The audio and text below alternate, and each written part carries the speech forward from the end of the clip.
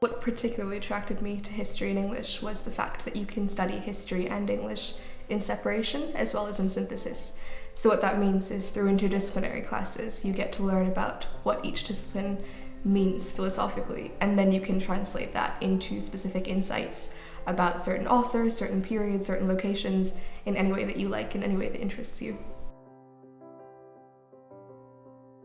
You will do a couple of history modules and a couple of English modules, but there's also some special interdisciplinary courses. What we're trying to do with history and English is to take the texts and to look at them not just for their aesthetic qualities, but also to think about the social, political, economic, intellectual circumstances which, as it were, generated those texts. So it's always very interesting for me to see what they're bringing to the literary course from their history lectures. In the second year, students do what we call a bridge paper, which takes a particular historical problem or cultural phenomenon and looks at how it's been dealt with through a whole range of texts. I did a bridge paper called Representing the City,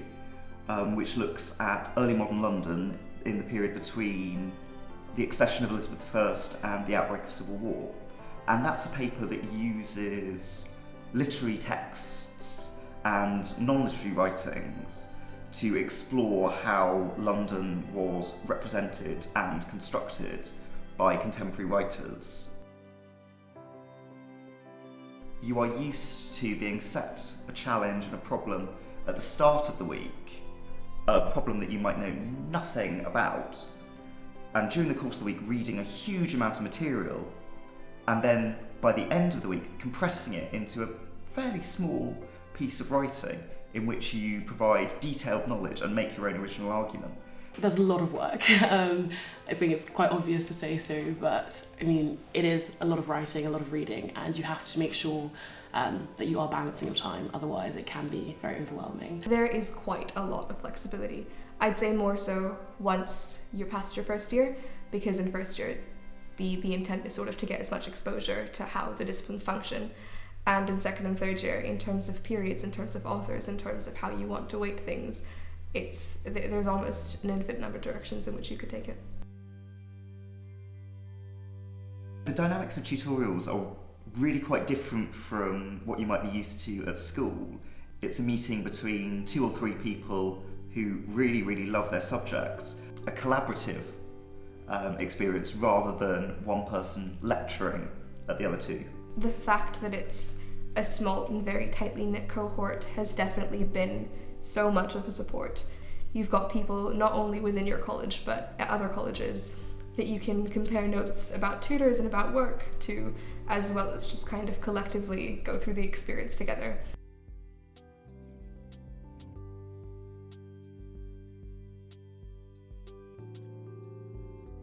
A successful history and English student is someone who understands the kind of organic and also dynamic relationship between the work of art, which is timeless and which is sort of to some extent atemporal, and also the times from which that work of art springs. The interview process is not as scary as you might think it is.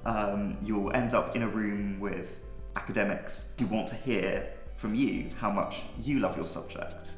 So in many ways it's less a grilling and more a meeting of 3 geeks who love what they do, who hopefully in the space of 20-30 minutes produce some really exciting thoughts. Applying, I'd say, was a really good taster of the kind of effort and dedication that's required for student life here.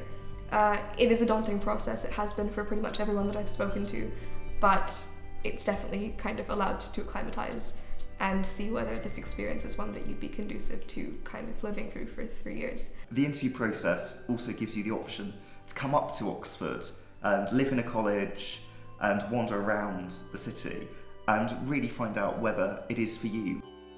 Students will come away with much more analytical thinking. They will have developed a much richer understanding of the relationship between text and their context, and the kind of work that texts can do in society.